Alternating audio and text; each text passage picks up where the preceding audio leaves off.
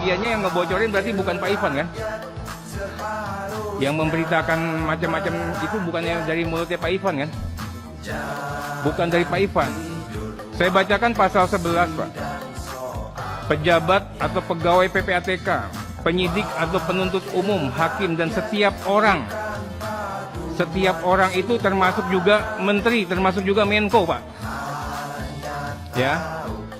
Yang memperoleh dokumen atau keterangan dalam rangka pelaksanaan tugasnya menurut undang-undang ini wajib merahasiakan dokumen atau keterangan tersebut. Sanksinya, Pak, sanksinya setiap orang itu dipidana dengan pidana penjara paling lama 4 tahun. Ini undang-undangnya sama, Pak. Ini serius.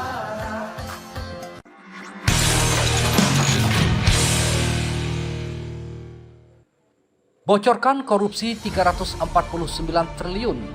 Mahfud MD mau dipenjarakan anggota DPR. Dalangnya ternyata Arteria Dahlan, fraksi PDIP. Arteria yang bocorin transaksi mencurigakan 349 triliun bisa dipidana 4 tahun. Melansir Gelora.co, Komisi 3 DPR mempertanyakan ihwal polemik transaksi mencurigakan 349 triliun rupiah yang ditemukan PPATK dan diserahkan ke Kemenkeu sebagai penyidik tindak pidana asal.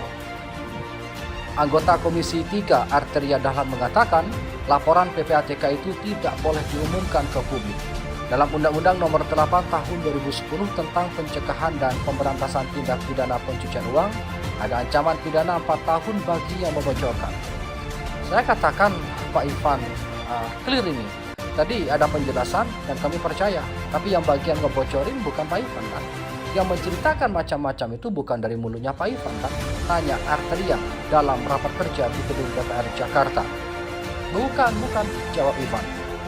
Saya bacakan pasal 11, Pak ya.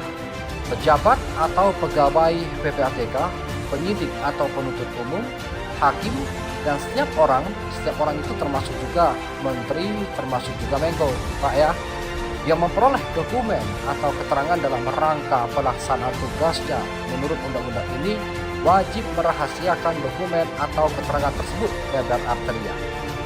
Sanksinya, Pak, sanksinya setiap orang itu dipidana dengan pidana penjara paling lama 4 tahun. Ini undang-undangnya sama, Pak ya. Ini serius. Lanjut politikus PDIP itu. Secara lengkap pasal 11 itu berbunyi 1. Pejabat atau pegawai PPATK, penyidik, penuntut umum, hakim, dan setiap orang yang memperoleh dokumen atau keterangan dalam rangka pelaksanaan tugasnya menurut undang-undang ini wajib merahasiakan dokumen atau keterangan tersebut kecuali untuk memenuhi kewajiban menurut undang-undang ini. 2.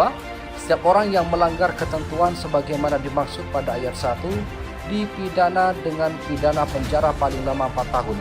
3. Ketentuan sebagaimana dimaksud pada ayat 1 tidak berlaku bagi pejabat atau pegawai PPATK, penyidik, penuntut umum, dan hakim jika dilakukan dalam rangka memenuhi kewajiban sesuai dengan ketentuan peraturan perundang-undangan. Muatan politik. Anggota Komisi 3 lain, Beni Harman, mengatakan kewenangan Menko Polhukam Mahfud MD mengumumkan adanya transaksi mencurigakan 349 triliun rupiah yang diusut Kemenkeu. Mahfud umumkan ke publik, Anda tahu? Tanya Beni. Saya dengar di media, saya tahu, jawab Ivan. Apa itu boleh? Tanya Beni lagi. Sepanjang tidak menyebutkan nama, jawab Ivan singkat. Apa itu boleh? Beni tanya lagi dengan nada tinggi. Menurut saya boleh, timpal Ivan. Kalau Anda katakan itu boleh, tunjukkan ke saya pasal berapa dalam undang-undang. Sebab kalau tidak, Bapak Ibu yang saya hormati, Saudara Menko Polhukam dan Anda juga sebetulnya punya niat politik yang tidak sehat. Mau memojokkan Kemenkeu atau sejumlah tokoh di Kemenkeu. Itu yang saudara lakukan, kata Beni. Politikus Demokrat itu lalu meminta agar Komisi 3 memanggil Mahfud MD sebagai pihak yang membuka polemik ini ke publik. Jadi, saya minta Kepala Komite Menko Polhukam dihadirkan di tempat ini dalam waktu yang sesingkat-singkatnya, ukas Beni.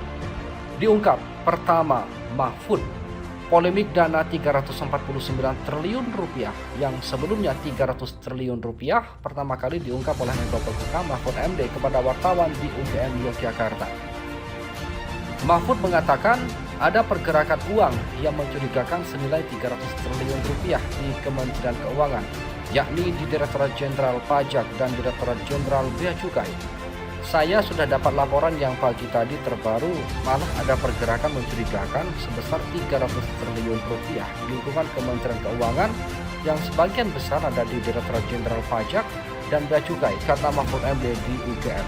Mohon kepada pihak terkait, pihak berwajib dan pihak yang bersangkutan untuk mengklarifikasi kebenaran berita ini. Kami hanya melansir dan memberitakan, Andalah yang memutuskan.